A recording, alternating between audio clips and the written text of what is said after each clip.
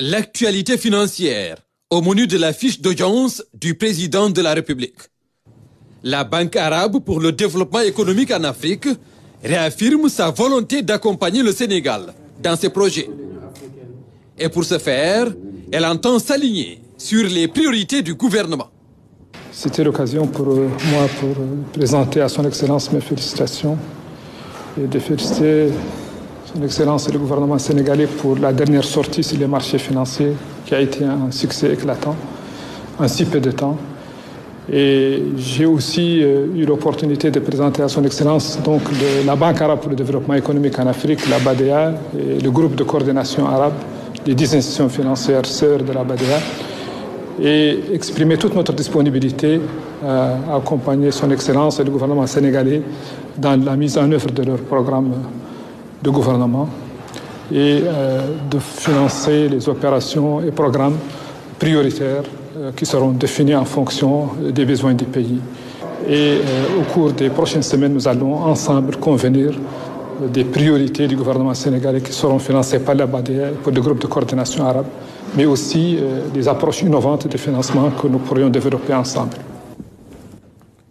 Autre institution financière dont le président est reçu par le chef de l'État, la BOAD.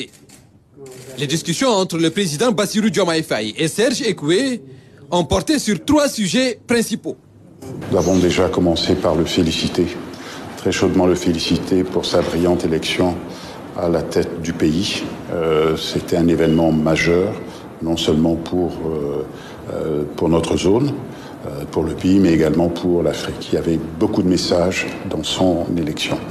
Le deuxième point a concerné le fait que le président a donné le cadre philosophique, intellectuel et sa vision du développement, sa vision du Sénégal, de l'évolution du Sénégal, sa vision de l'évolution de notre Union.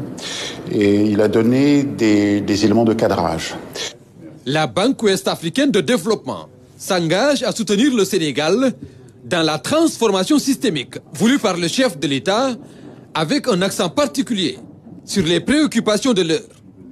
La question des infrastructures a été évoquée. Comment nous construisons les routes, mais également comment nous communiquons, comment nous nous déplaçons. Nous avons passé un temps certain sur le dossier de l'énergie. Et nous avons bien compris que c'était à la fois un sujet de préoccupation pour le ministre, mais également pour le chef de l'État. La question des ressources énergétiques, la question de l'accès à l'énergie pour nos populations. La question de l'agriculture, bien évidemment, a fait l'objet d'une attention également tout à fait particulière de Monsieur le Président de la République. La question de la souveraineté alimentaire a été au cœur de nos discussions. La question de la création des valeurs, des chaînes de valeur, la remontée dans les chaînes de valeur, la création de richesses. L'habitat social, la santé et l'éducation, d'autres secteurs passaient également en revue au cours de cette audience.